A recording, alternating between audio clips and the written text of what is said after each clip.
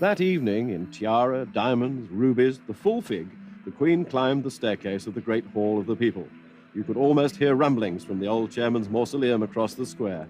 And once again, a British sovereign was making history.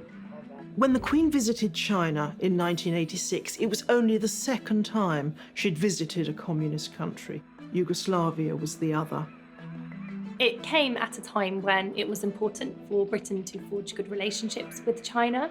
It was not long after Britain had agreed to hand back sovereignty of Hong Kong, and the Queen's visit was seen as an opportunity to kind of strengthen those relationships with China. Margaret Thatcher had been reluctant to sign the Sino-British Joint Declaration, preferring to retain control of the Southeast Asian territory as an important centre for trade and defence. Perhaps naively, Margaret Thatcher, who of course was no fan of the Chinese Communist Party, suggested that perhaps a lease could be renewed. That, of course, and very much laid bare the very naive understanding of the British of what Hong Kong really meant for China. For the Chinese, Hong Kong was a symbol of humiliation.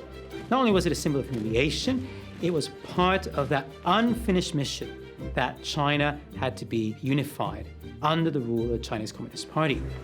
The best the United Kingdom could negotiate was a promise that Hong Kong's capitalist system would remain in place for at least another 50 years, ensuring the transition back to communist rule would be as gentle as possible.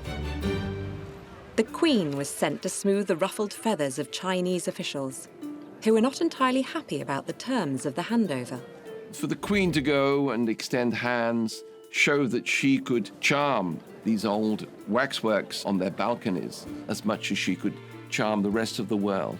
It was another great notch in her belt and another way in which Britain adjusted itself and survived and moved forward in the late 20th century. The Queen and Prince Philip were given unprecedented access to restricted sites, including the Forbidden City, which had once been off-limits to all foreigners. The 9,999-room complex had been the heart of Chinese power for over 5 centuries, housing 24 successive emperors. And while the Queen was no stranger to lavish surroundings, she seemed captivated by the detailed decorations. The Queen got the chance on this visit to do some fairly amazing tourist-type things. She and Prince Philip went to the Great Wall, they were photographed there, and went to see the terracotta warriors. An impressive image from the country's insular past, in a China that's looking increasingly outwards. The British media were less enchanted by their experience, constantly clashing with Chinese security, who were not comfortable with the press being in such close proximity to dignitaries. It was common knowledge that the Queen wanted to meet members of the Chinese public. Things came to a head in Shanghai when her press secretary, Michael Shea, had an argument with the security men. But it was the meeting of the British head of state with the communist leader Deng Xiaoping that captured the most media interest.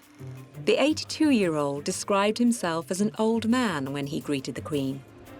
But it was his old habits that raised a few eyebrows from the British establishment. At a state dinner, the elderly host made use of a carefully positioned spittoon, much to the amusement of the Duke, who laughed at the tradition.